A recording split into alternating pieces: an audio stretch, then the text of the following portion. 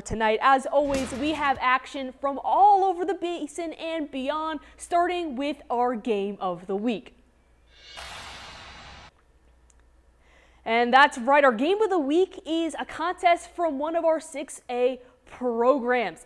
These two teams used to be regular opponents, but some changes make things different. We're going to go out to Aaron Gelvin as he tells us more. Game of the week, week 3, Legacy hosting Abilene. A couple teams that used to play in the same district way back when, not anymore because of realignment and reclassification. We thought we were going to get strength on strength tonight with that high-powered, high-octane Legacy offense taking on an Abilene defense that had only given up a total of 27 points in their first 2 games. And, well, that's not how it played out, at least for that Eagle defense in the first half. And let's check on those highlights. These two teams used to share the same district, and the rivalry was renewed tonight, and this first half was dominated by the Rebels as they struck time and time again, building up their lead. Marcos Davila and Deontay Saunier hooked up for the first 2 Legacy scores, and that was just the beginning as the Rebs scored a total of 7 touchdowns in the first half alone, bouncing back from a tough offensive outing last week against Tascosa. Legacy scored in a variety of different ways, and there was little the Eagles could do to stop them. Both teams went into the locker room with Legacy leading 49-7. Quarterback Marcos Davila, so what did you guys learn from last week that you applied not only to the win tonight, but that you can apply going forward for the rest of this season? Yeah, we learned just play hard all 4 quarters and strain your body, play for everyone and just play for the seniors. This is a homecoming game, so I definitely played for them.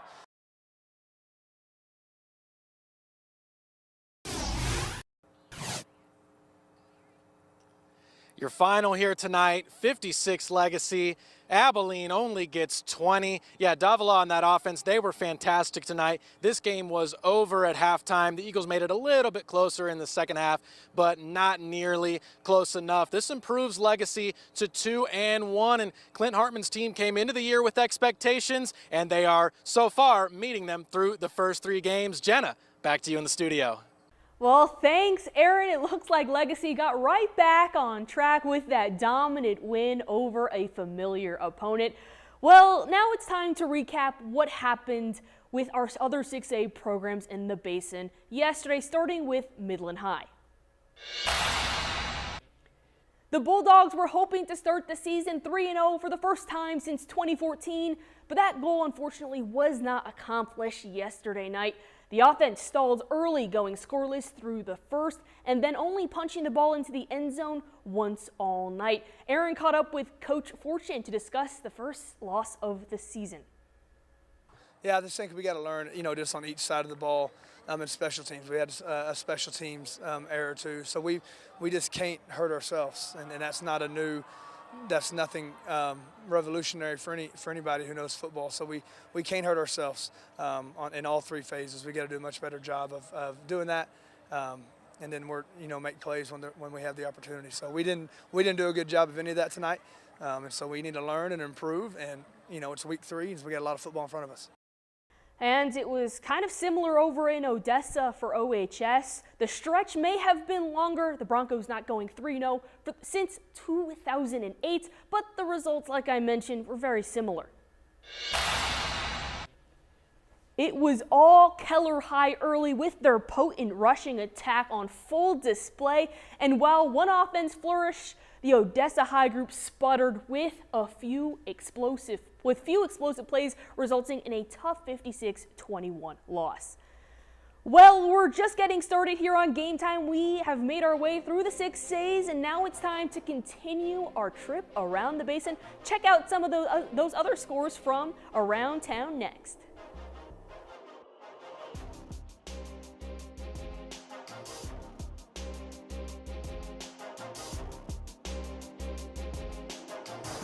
We're the Rebels from Legacy High School, and you're watching Game Time on News West 9. Go Rebs!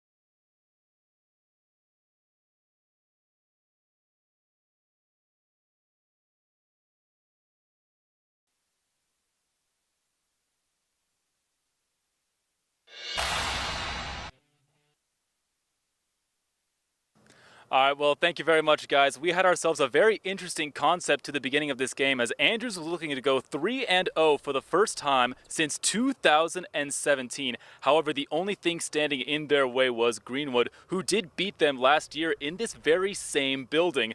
Now, it was really the name of the game at the beginning of this quarter was defense, as we had back-to-back fumbles in the opening drive. So let's throw right back to those highlights in the first half and see what went down.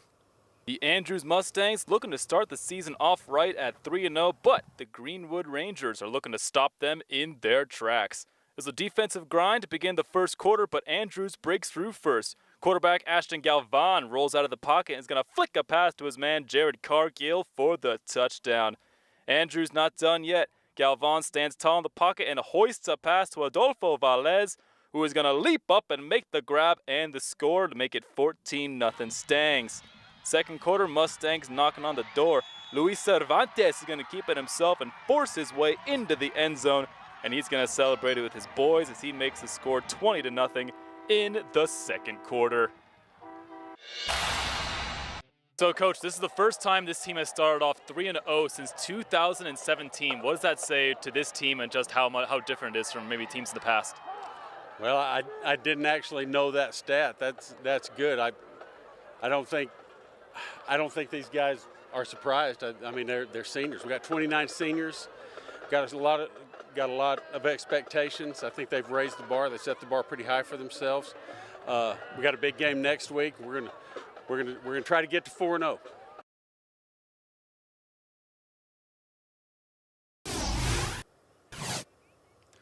All right, well, after that 20-0 first half, really all Andrews had to do was just kind of turtle and wait for the rest of the defense to hold on and keep that lead. They did score one last touchdown. They ran it up the gut to make it 26-0.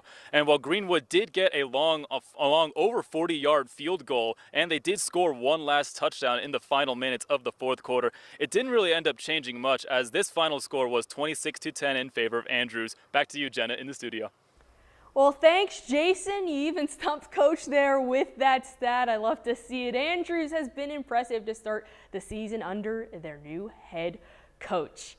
And now from one basin battle to another. Big Spring and Monahans clash tonight, and the Steers were looking for their second win of the season, while the Lobos still searching for that elusive first win. The Lobos getting things going in this one at the hands of their quarterback, Chino Narvante, who takes it in all by himself through a group of defenders. This one would be a back-and-forth affair early. Now it's time for the Steers to get things going. A bit of a wobbler from QB Gavin Padron. Somehow it finds its way to Zaire Franklin, who slashes across the field for the score, beating a number of defenders for the touchdown. And right as the Steers look to continue that momentum, disaster strikes as Monahans picks off Padron. Luckily for the Big Spring fans, the defender was taken down quickly. And the Steers hang on to win this one on homecoming, and the Lobos still searching for that elusive first win. All right, we still have a lot to cover here on Game Time, and we've got more coming next you won't want to miss out. But before we hit the break, here are some local scores.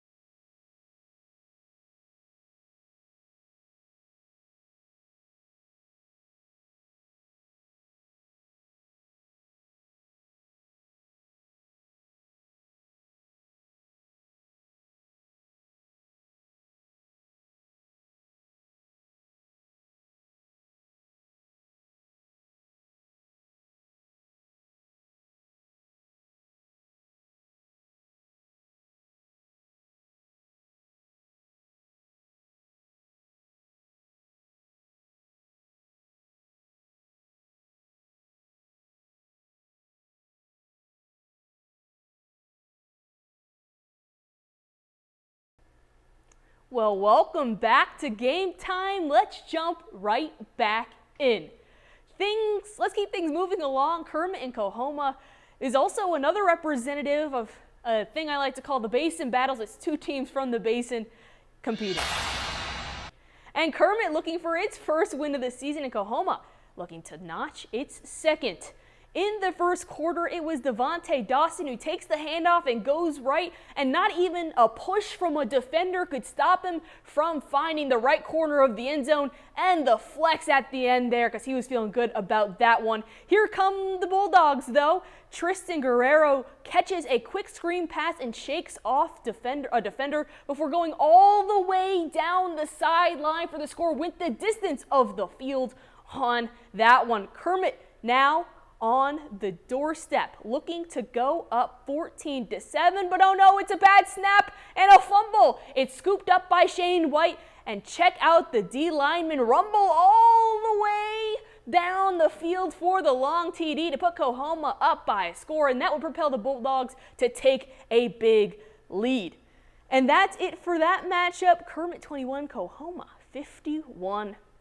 And now let's head over to Reagan County, where the Golden Cranes and Eagles squared off. Tyler Dupnick was out there and has our first half highlights.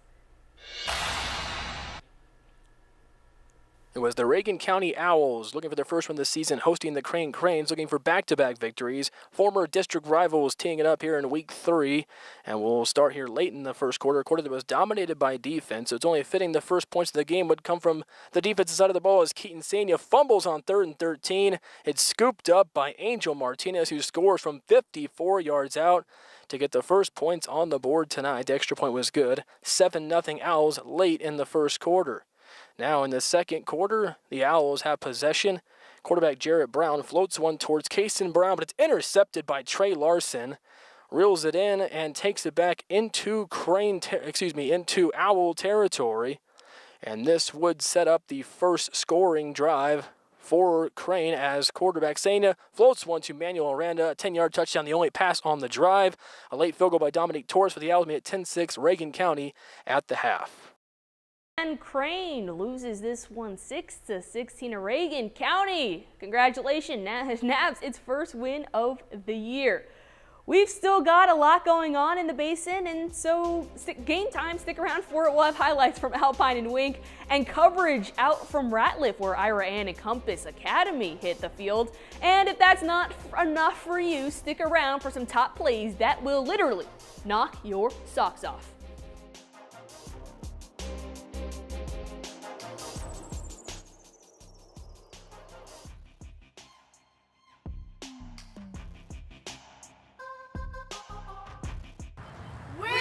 Wildcats, and you're watching Game Time on News West 9. Let's go Wildcats!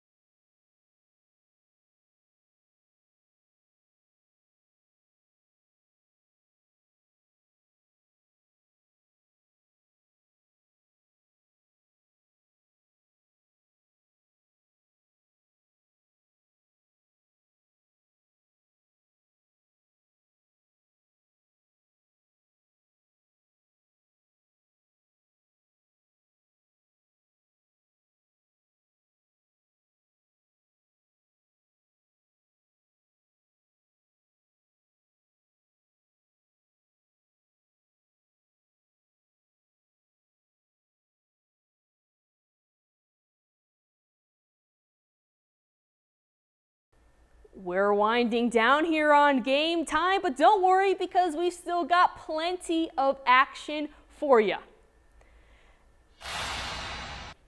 We got the Braves coming into this one undefeated from Ira and at a neutral site over to Compass Academy. Compass Academy electing to receive the kickoff to start and making its way down the field. And quarterback Diego Franco makes quick work of it, finding Ricardo Salinas for the Cougar TD in the corner of the end zone for the 7-0 lead. Now, in the second quarter, the Braves on the attack this time, but things were just not clicking for Ira and with the turnover on downs. Back with the Cougars, they were trying to build off of the Franco-Salinas connection from early on, but this time the receiver couldn't reel the pass in and the score remained 7-0 at half. Okay, it's that time yet again. Top plays are back for week 3, and it's up to you to decide who should crown this week's winner. Vote tomorrow starting at 8:30 on my Twitter at ALIKEJenna. We got 3 plays coming up for you, and here they are.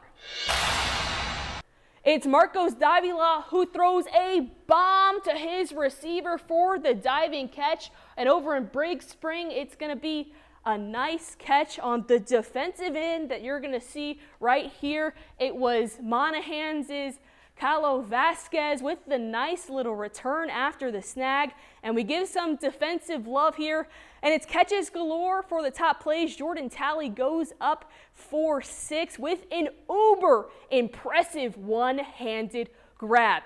And those are your top plays. Be sure to vote. That's it for Game Time. You can tune into Overtime on our website and app coming up in just a few minutes. Stay tuned.